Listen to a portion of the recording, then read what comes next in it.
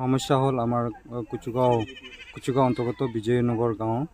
তো এই ভিতৰুৱা গাঁৱৰ অঞ্চলত আমাৰ বহুত দিন ধৰি মানে অহা যোৱাৰ ক্ষেত্ৰত বহুত অসুবিধাৰ সন্মুখীন হৈছে, কিয়নো যোৱা কেইবা বছৰ আগতে আমাৰ BPF থকাৰ সময়তে লাষ্ট মুহূৰ্তত চৰকাৰ সময়তে সিহঁতে এটা দলং আমাক বনাই দি আছিলে, কিন্তু এই দলংখন সম্পূৰ্ণৰূপে সিহঁতে বনাই নিদিলে।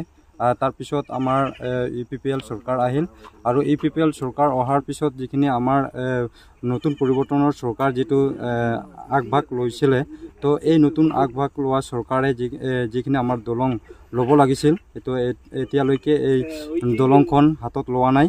সেইকাৰণে আমি বিজয়নগৰ গাঁৱৰ অনুসৰি আমি ক'ব বিচাৰিছোঁ যে আমাৰ পৰিৱৰ্তনৰ চৰকাৰ যেহেতু প্ৰমোদ বড়ো ডাঙৰীয়াদেৱ যে এই দলংখন আমাৰ বিজয়নগৰ গাঁৱৰ মানুহক সফলিত কৰিব বুলি মই আশাবাদী। বিজয়নগৰ আমাৰ কুচুগাঁও বিজয়নগৰ প্ৰায় মোটামুটি BPF 2019-ৰ শেষৰ ফালে তো এই মতে সিহঁতে কাম লৈছিলে কিমান বা লাখ টকা আমি ঠিকে নাজানো, কিন্তু তথাপি মানে কিমান বা লাখ টকা সিহঁতে চেংচন কৰিছিল, কিন্তু চেংচন কৰাৰ পিছতে সিহঁতে কামটো ধৰিছিল, কিন্তু এই কামটো সম্পূৰ্ণৰূপে সিহঁতে নকৰিলে। আৰু কিন্তু মানুহে কয় কিন্তু ৰাম বুলি, কিন্তু ৰাম কোনজন হয় আমি এইখিনি আমি সঠিকভাৱে আমি ক'ব নোৱাৰোঁ। তো তেওঁক কেতিয়াবা আহি তেওঁক এইটো চাই কিনি গুচি গৈছিলে, তো তেওঁক আমি ধৰিব পৰা নাছিলোঁ যে এই কামটো কিমান দূৰ আগবঢ়ালে।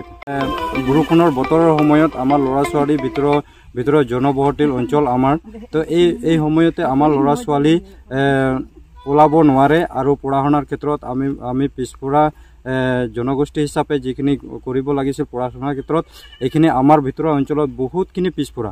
আমি ইয়াৰ ক্ষেত্ৰত আমি চাবলৈ গ'লে বিশেষকৈ মেট্ৰিক পাছ যদি চাওঁ, এটা ল'ৰা আমি ইয়াৰ পৰা আমি ভিতৰত পৰা ওলাব নোৱাৰোঁ। আমি কলগছৰ এটা মূৰা হেৰি বনাই তাৰ অনুসৰি আমি ল'ৰা ছোৱালীক কেতিয়াবা আমি পাৰ কৰি দিওঁ।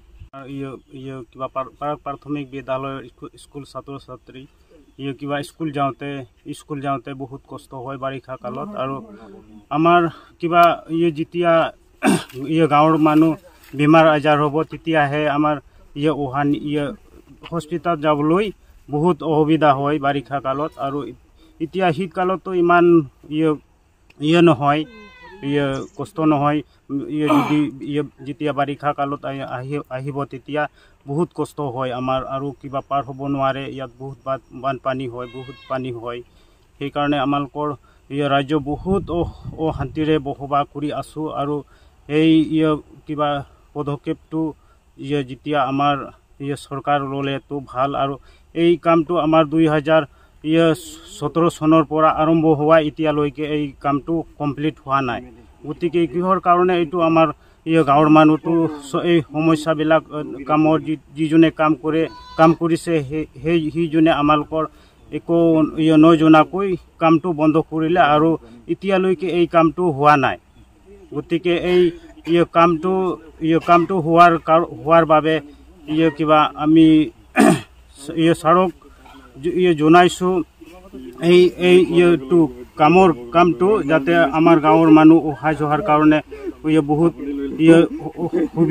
সুবিধাৰ কাৰণে আপুনি পদক্ষেপ ল'লে ভাল হ'ব। আমালোকৰ বহুত কষ্টৰে বসবাস কৰি আছোঁ, সেইকাৰণে আমি আহ্বান জনাইছোঁ মানে এই কামটো অতি সোনকালে শীঘ্ৰে কৰি দিলে ভাল হ'ব।